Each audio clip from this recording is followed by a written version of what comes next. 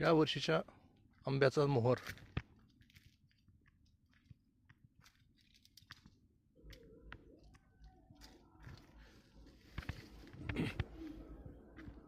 ही मातृवृक्ष आहेत. ज्या मातृवृक्षाचा आपण कलम करतो ही मातृवृक्ष आहेत. आपण पाहू शकता कशा प्रकारे त्याला मोहर आलेला आहे. आणि हीच रोपं नंतर आपण कलमांसाठी वापरली जाते. काही दिवसांनी आपण हा मोहर काढून टाकतो.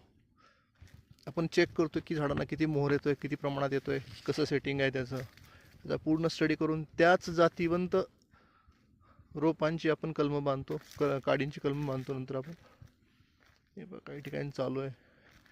याच्यामध्ये नंतर सिलेक्शन करतो की कोणत्या झाडांना लवकर मोहर येतो तीच झाडं पुन्हा पिक केली जातात.